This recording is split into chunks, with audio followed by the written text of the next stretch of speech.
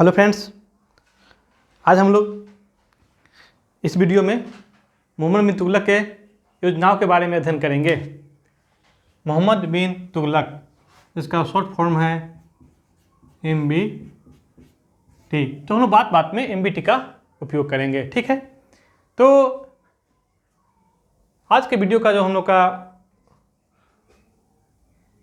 MBT की योजनाएं, जैसा कि हम लोगों ने पिछले वीडियो में कहा कि MBT ने कुछ ऐसे योजनाओं का संचालन किया जो कि उसके इतिहास में क्या कर दिया, फेमस कर दिया। तो उसी योजना में कुछ योजनाओं का अध्ययन इस वीडियो में हम लोग करेंगे, ठीक है। तो एक एक करके हम लोग अध्ययन करते हैं। तो MBT की योजनाएं आज का हम लोग का मुख्य विषय है आज का वीडियो का। तो राजा बनते ही यानी कि सुल्तान बनते ही MBT ने जो सर्वप्रथम काम किया वो था द्वाब में कर वृद्धि। द्वाब में कर वृद्धि, द्वाब का मतलब क्या होता है? तो दो नदियों के बीच की भूमि जो काफ़ी उपजाऊ होता है, और गंगा यमुना ये जो नदियां हैं तो ये दोनों के बीच की भूमि काफ़ी उपजाऊ थी, ठीक है। तो ये जो उपजाऊ थी, यही कारण है कि MBT ने वहाँ से और भी अधिक राजस्व प्राप्त करने के लिए वहाँ की टैक्स की दर को क्या कर दिया, बढ़ा दिया, ठीक है। तो यह काम किया था उन्होंने, द्वाब क्षेत्रों में कर में वृद्धि करने का काम किया 1325 से 1327 ईस्वी, ठीक है ना। MBT जो मोहम्मद बिन तुगलक यानी MBT ने द्वाब क्षेत्र में कर में वृद्धि करके कितना कर दिया, 50% कर दिया। कितना कर दिया, 50%। यानी कि जो पहले 33% टैक्स लगता था अब उसको 50% कर दिया, यानी कि उपज का आधा हिस्सा। कितना? उपज का आधा हिस्सा आपको टैक्स के रूप में सुल्तान को देना अनिवार्य कर दिया गया। क्योंकि इस समय मोहम्मद बिन तुगलक की जो महत्वाकांक्षाएं थी वो काफ़ी बड़ी थी, जैसे साम्राज्य का विस्तार करना, मंगोल का आक्रमण। तो ये सारी महत्वाकांक्षाओं को पूरा करने के लिए मोहम्मद बिन तुगलक को क्या जरूरी थी, पैसा।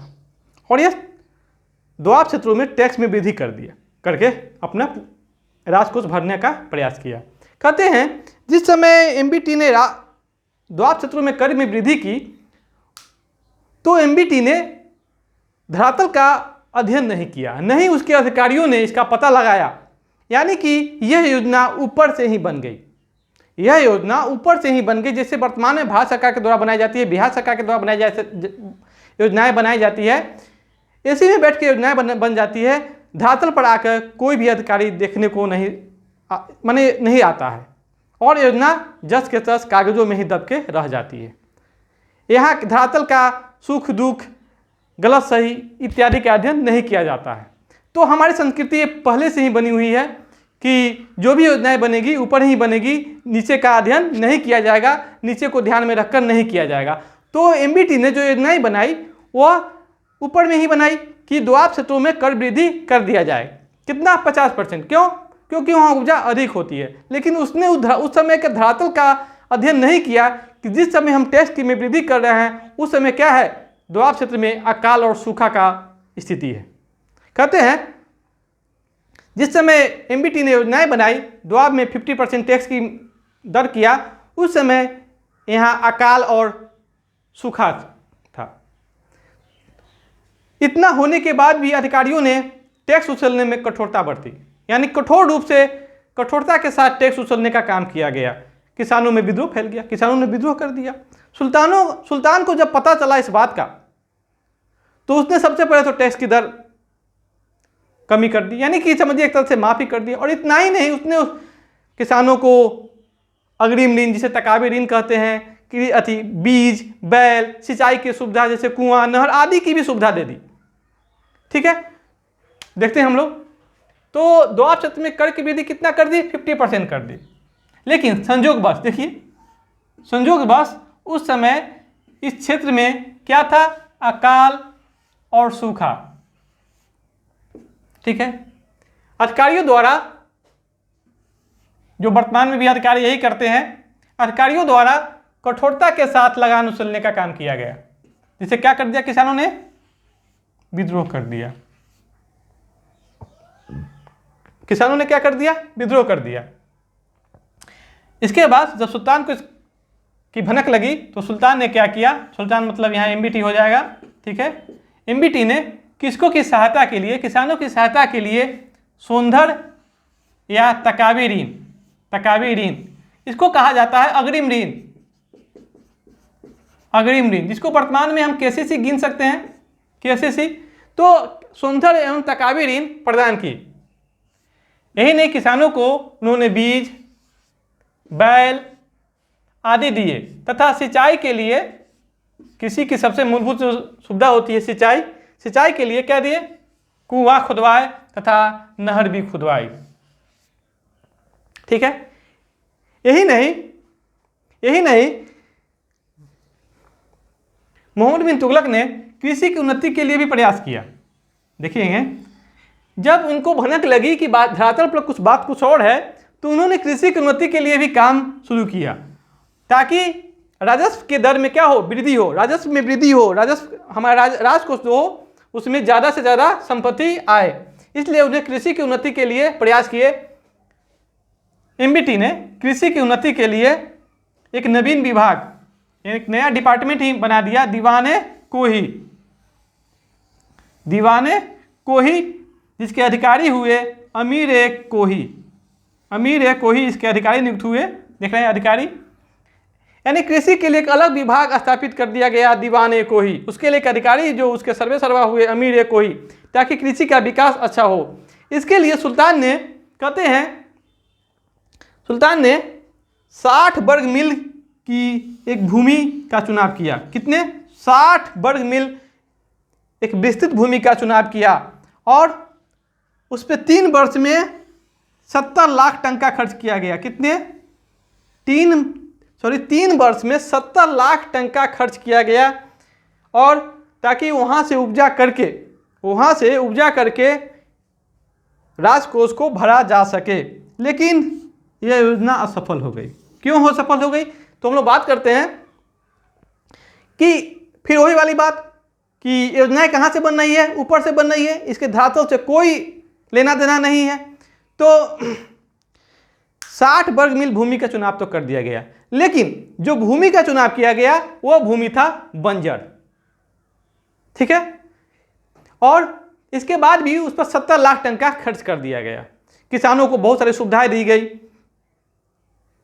सरकारी कर्मचारी के, लेकिन इसके पीछे कारण क्या हो गया असफलता का, सरकारी कर्मचारी के भ्रष्टाचार, जो वर्तमान में भी है। यानी कि यह हमारे यहाँ जो ये डीएनए है भ्रष्टाचार का, यह शुरू से ही है। तो सरकारी कर्मचारी के भ्रष्टाचार, किसानों की उदासीनता, भूमि का अच्छा न होना यानी कि बंजर होना, समय की कमी, इस योजना का असफलता का मुख्य कारण था। यानी योजना असफल हो गई। क्यों, क्योंकि जो क्षेत्र चुना गया वह था बंजर भूमि, और बंजर भूमि को कृषि योग्य बनाना, उपजाऊ बनाना काफ़ी कठिन काम होता है, इसमें समय लगता है, इसमें समय लगता है। तो 3 वर्ष के अंदर 70 लाख इतनी भारी भरकम राशि खर्च करने के बावजूद भी कुल भूमि का 1/1000वां भाग भी आपको कृषि योग्य नहीं बनाया जा सका। यानी कि इतनी बड़ी त्रासदी कह सकते हैं हम भारतीय इतिहास में सरकारी भ्रष्टाचार का, कि इतने सारे पैसा खर्च, समय खर्च के बाद भी 1/1000वां काम भी नहीं होता। क्यों, इसके पीछे मूल और मूलभूत कारण क्या है, भ्रष्टाचार और सरकार की ऊपरी योजना का निर्माण, धरातल से लेना देना नहीं। तो कृषि की उन्नति का प्रयास क्या हो गया, यहाँ पर असफल हो गया। अब मोहम्मद बिन तुगलक यानी एमबीटी के एक अन्य महत्वाकांक्षी योजना राजधानी परिवर्तन। राजधानी परिवर्तन 1326-27 में मोहम्मद बिन तुगलक ने अपनी राजधानी को, एमबीटी ने अपनी राजधानी दिल्ली से देवगिरी स्थानांतरित कर दिया। देवगिरी स्थानांतरित कर दिया मतलब दिल्ली से राजधानी को देवगिरी ले जाया गया, और देवगिरी का नाम देख रहे हैं यहाँ पर, देवगिरी का नाम रखा गया दौलताबाद। देवगिरी का नाम क्या रखा गया, दौलताबाद। अब यहाँ देख लीजिएगा, दिल्ली से दौलताबाद की दूरी थी 1500 किलोमीटर। कितनी? 1500 किलोमीटर। कहते हैं एमबीटी ने अपनी राजधानी दिल्ली से दौलताबाद क्यों ले गया? क्या जरूरत थी कि उसको अपनी राजधानी दिल्ली से दौलताबाद ले जाया गया? तो कहते हैं एमबीटी अपने साम्राज्य का विस्तार कर रहा था, ठीक है। तो दक्षिण में साम्राज्य का विस्तार ज़्यादा हो गया था, तो नवविजित देशों को, राज्यों पर अपनी शासन व्यवस्था बनाए रखने के लिए, उसको संगठित करने के लिए वो राजधानी दिल्ली से दौलताबाद ले गया, ताकि अगर सुल्तान वहाँ रहेंगे तो विद्रोह नहीं होगा। पहला कारण। दूसरा, कहते हैं दिल्ली की जनता सुल्तान को गंदे गंदे खत लिखा करते थे, गालियां से भरे खत लिखे गए, जिससे सुल्तान खफा हो गया था, इसलिए राजधानी छोड़ने का भी उसको मन हो गया। और दिल्ली के अमीर सुल्तान के खिलाफ थे, इसलिए दिल्ली के अमीरों को दंडित करने के लिए उसने राजधानी कहाँ ले गया? दौलताबाद ले गया। और यही नहीं, कहते हैं कि मंगोल आक्रमण से रक्षा करने के लिए, अपनी राजधानी को मंगोल आक्रमण से बचाने के लिए, क्योंकि उसमें मंगोल आक्रमण का भय काफ़ी था, तो मंगोल आक्रमण से रक्षा के लिए भी अपनी राजधानी दिल्ली से दौलताबाद ले गया। और यही नहीं, कहते हैं कि देवगिरी जो दौलताबाद बनी, तो वह साम्राज्य के केंद्र में स्थित था, इसलिए मोहम्मद बिन तुगलक अपनी राजधानी दौलताबाद को बनाया, ताकि केंद्र में राजधानी होने पर चारों ओर की शासन व्यवस्था को सुचारू रूप से चलाया जा सकता है। लेकिन एमबीटी ने यहाँ पर गलती कर दी। जब उसने दिल्ली से राजधानी दौलताबाद ले गया, तो जबरदस्ती अधिकारियों को, दिल्ली के निवासियों को दौलताबाद माने चले जाने का हुक्म दिया, ठीक है। और यह राजधानी आपको गर्मी में किया, परिवर्तन जो किया, राजधानी का परिवर्तन कब किया? गर्मी में किया। दूरी कितनी थी? 1500 किलोमीटर। गर्मी में जाने के कारण कहते हैं 1/4 से अधिक लोग रास्ते में ही मर गए। 1/4 से अधिक लोग रास्ते में ही मर गए। जो कुछ लोग भी वहाँ गए, दिल्ली दौलताबाद तो राजधानी बन गई, लेकिन बहुत सारे लोग को वहाँ मन नहीं लगा, क्योंकि दिल्ली में उसका क्या था? निवास था, उसका घर था, उसका बचपना बीता था। तो बहुत सारे लोग धीरे धीरे दिल्ली की ओर लौटने लगे थे। अंत में एमबीटी को यह आभास हो गया कि नहीं, जिस प्रकार हम दिल्ली से दक्षिण को शासित नहीं कर सकते हैं, संतुलित नहीं कर सकते, उसी प्रकार दौलताबाद से दिल्ली को भी या उत्तर भारत को भी सुचारू रूप से नहीं चलाया जा सकता और वहाँ के विद्रोह को नहीं रोका जा सकता। तो यहाँ पर एमबीटी को अपनी भूल पता लग गई। यही नहीं, राजधानी परिवर्तन में कहते हैं एमबीटी ने काफ़ी खर्च किया, खुले दिल से राजकोष से लोगों को धन दिया, ताकि वो दिल्ली से दौलताबाद आए और अपना घर बसाए, ठीक है। कहते हैं 14 वर्ष बाद दिल्ली फिर से बस गया। 14 वर्ष बाद दिल्ली फिर से बस गया, क्योंकि 1335 ईस्वी में सुल्तान ने लोगों को दिल्ली लौटने की इजाज़त दे दी, ठीक। क्योंकि अब एमबीटी को अब आभास हो गया था कि नहीं, जिस प्रकार दिल्ली से हम दक्षिण को स्थिर नहीं रख सकते, उसी प्रकार दौलताबाद से हम दिल्ली उत्तर भारत को स्थिर नहीं रख सकते हैं। तो उन्होंने लोगों को दिल्ली वापस लौटने की इजाज़त दे दी। लेकिन कहते हैं भले ही इसमें बहुत सारी कमियां दर्ज की गई हो, लेकिन बहुत सारे फायदे भी हुए। कैसे? क्योंकि एक सड़क बन गई दिल्ली से दौलताबाद, उत्तर भारत की दक्षिण भारत की संस्कृति का विकास हो गया, दोनों का आपस में मिलन हो गया। दक्षिण भारत में एक स्थिर साम्राज्य का निर्माण हुआ, मुस्लिम संस्कृति का विकास हुआ। और यही नहीं, जब दिल्ली से राजधानी दौलताबाद बनी तब पर भी एमबीटी को डेली गंगाजल पीने को मिलता था। समझ रहे हैं बात? दौलताबाद कहाँ, देवगिरी कहाँ, गंगा कहाँ। कहते हैं एमबीटी की डाक व्यवस्था इतनी उत्तम थी कि उसको डेली गंगाजल मिल जाया करता था, जिसका इब्न बतूता ने अपने एक पुस्तक रेहला में वर्णन भी किया है कि उस समय की डाक व्यवस्था काफ़ी बेहतरीन थी। तो इनकी राजधानी परिवर्तन भी क्या हो गई, एक प्रकार के असफल हो गई। लेकिन इसका एकमात्र लाभ भी हुआ कि उत्तर एवं दक्षिण भारत की संस्कृतियाँ एक दूसरे से क्या हो गई, परिचित हो गई, और दक्षिण में मुस्लिम संस्कृति का विकास भी हो गया, ठीक है। यही नहीं, मोहम्मद बिन तुगलक की एक अन्य महत्वाकांक्षी योजना थी सांकेतिक मुद्रा प्रचलन। सांकेतिक मुद्रा प्रचलन 1329 से 1330 एक समय काल है जब इन्होंने सांकेतिक मुद्रा चलाने का काम करेंगे। कहते हैं अभी जो हम लोग के पास पैसा है, नोट है, सिक्का है, वो भी क्या है? सांकेतिक मुद्रा है। ठीक है, इसको सोने के भाव में तौला जाता है। ठीक है, तो कहते हैं उस समय मुद्रा पूरे अर्थव्यवस्था का आधार क्या था? चांदी था। उस समय विश्व में चांदी की कमी हो गई थी, लोग चांदी का भंडारण करना शुरू कर दिए थे, तो चांदी की कमी के कारण सिक्कों की कमी हो जाएगी। तो उस समय दो शासक ऐसे थे दुनिया के, कुबलाई खां और कैखतू खां। चलो, कैखतू ईरान के शासक थे, कैखतू। इन दोनों ने चांदी के स्थान पर सांकेतिक मुद्रा चलाया। दोनों की योजना सफल हो गई। तो इसी से प्रेरित होकर एमबीटी ने भी भारत में चांदी के स्थान पर कांसे का सिक्का चलाया, जिसका मूल जो वैल्यू होगा वो चांदी के सिक्के के समतुल होगा। कांसा कैसा होता है? तो यह कांसा एक मिश्र धातु है जो तांबा और टीन के मिलाने से बनता है। कांसा तांबा और टीन के मिलाने से बनता है। तो एमबीटी ने चांदी के स्थान पर और चांदी के समतुल ही कांसे का सिक्का चलाया, दोनों की वैल्यू सेम होगी। लेकिन एमबीटी फिर यहाँ असफल हो जाएगा। क्यों होगा? क्योंकि कहते हैं एमबीटी ने यहाँ पे फिर यहाँ के उसके अधिकारी होंगे, प्रशासनिक भ्रष्टाचार, सरकारी कर्मचारी के भ्रष्टाचार, उदासीनता के कारण क्या होगा? घर घर में कांसे के सिक्के बनने लगेंगे जो डुप्लीकेट होंगे। तो क्या होगी? अर्थव्यवस्था तबाह हो जाएगी, जिसे फिर से मजबूरी बस एमबीटी को योजना वापस लेना पड़ जाएगा। ठीक है, तो सांकेतिक मुद्रा प्रचलन 1329-30 चीन के महान शासक कुबलाई खां, नाम सुने हैं कुबलाई खां का? चीन के महान शासक कुबलाई खां, चंगेज खां का पोता। चंगेज खां का पोता। कहते हैं कुबलाई खां ने एक विशाल साम्राज्य की स्थापना की थी, मंगोल साम्राज्य की स्थापना की थी। कहते हैं इसी के दरबार में पुनर्जागरण का शुरुआत भी होगा। इसी के दरबार में पुनर्जागरण का शुरुआत भी होगा। कुबलाई खां ईरान के